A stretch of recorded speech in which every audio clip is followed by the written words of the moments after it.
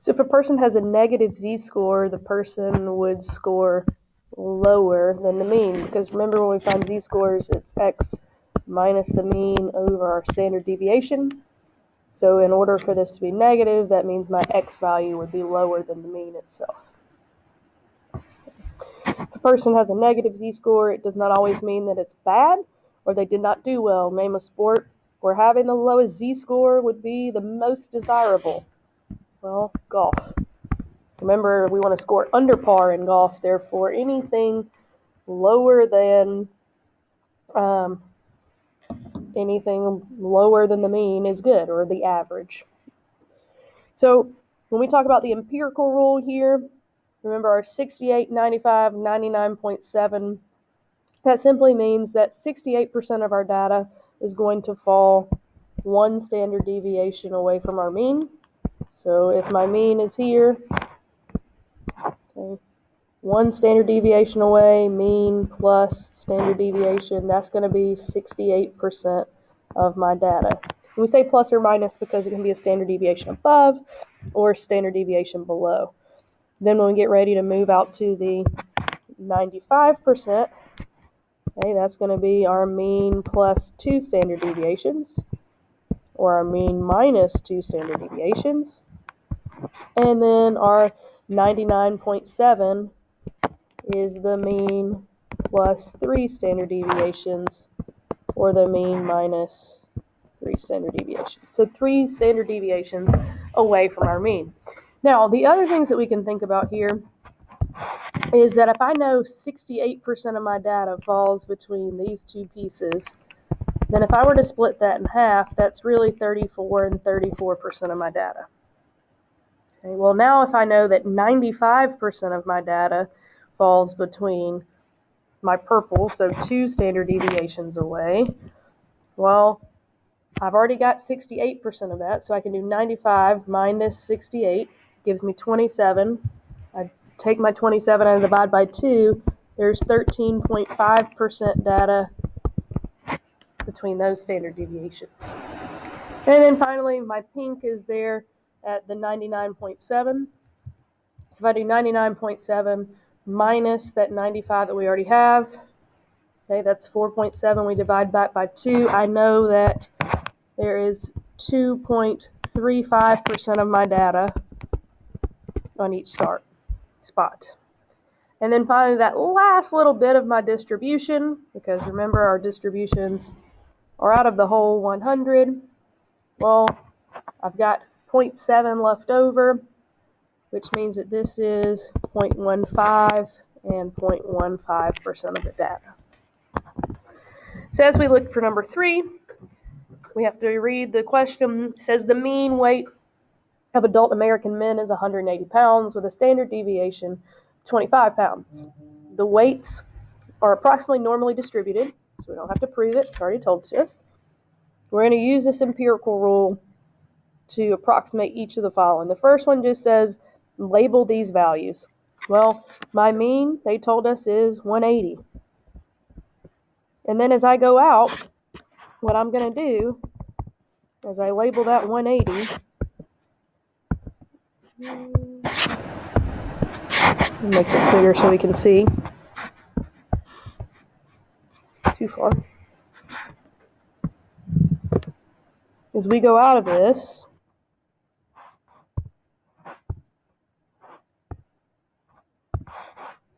okay, so I've got 180, and if I'm moving up my standard deviations, I'm just going to add 25. So that's 205, 230, 255. I'm going to go in the opposite way. I'm going to subtract 25.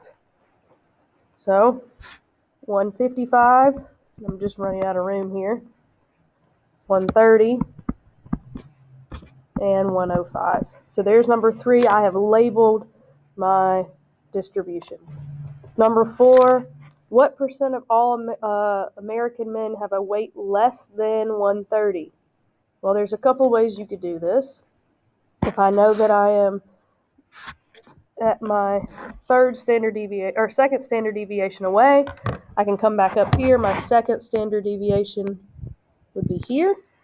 So I'm adding 0.15 plus 2.35 to give me 2.5% of my data. As we keep going,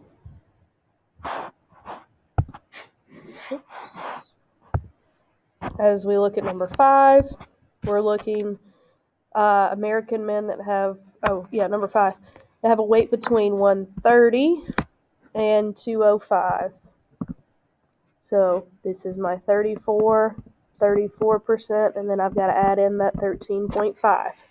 So I'll do 13.5 plus 68 to tell me that, wrong line, 81.5% of men have a weight between 130 and 205.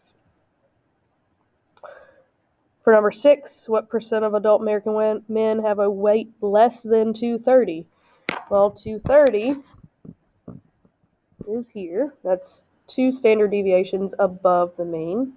And again, as I go through, and I remember this, I've got 0.15, then I've got 2.35, 13.5, 34, 34, 13.5, 2.35, and then 0.15 is happening. So I'm here, I'm going to add everything below it. So 0.15 plus 2.35 plus 13.5 plus 34 plus 34 plus, that's it, which will give me,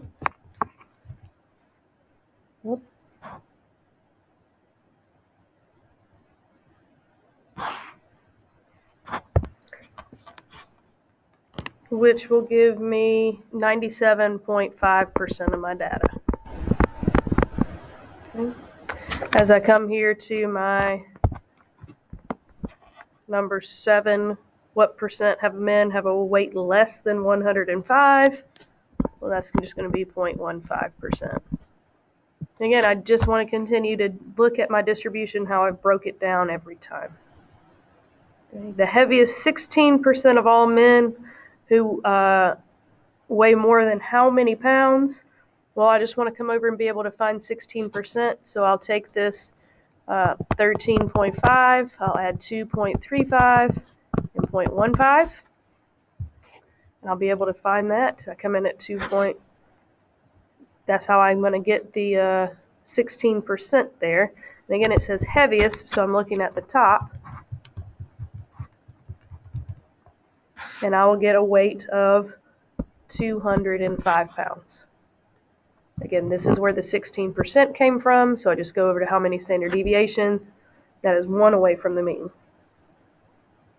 So what weight separates the lowest 2.5% of all American men in the remaining weight class?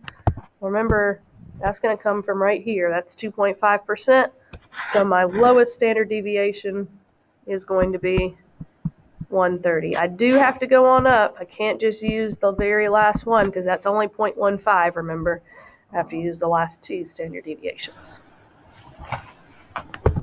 For these next few, I'm going to let you refer back to the first one and how we solved each of those.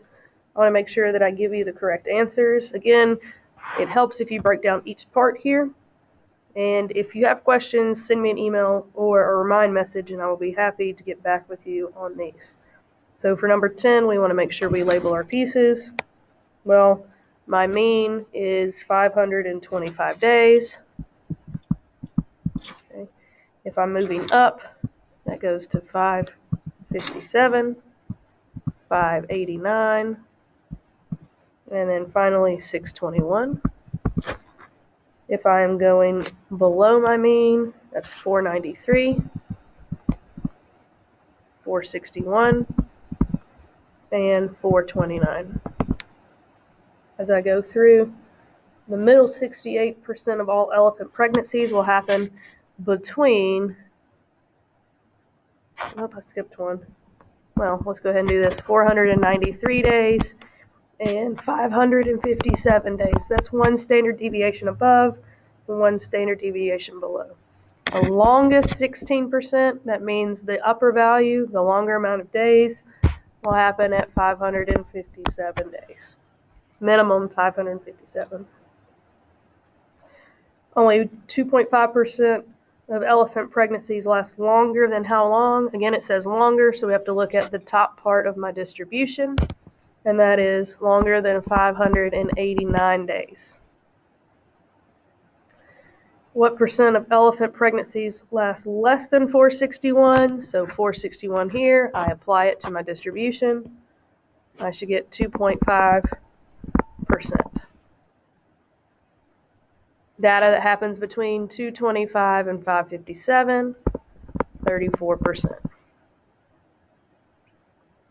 493 and 589, again, apply it to my distribution here to the side, and you can see that that is 81.5%. Finally, what percent of elephant pregnancies last less than 557 days? So that's here. I would add up all my values to get 84%.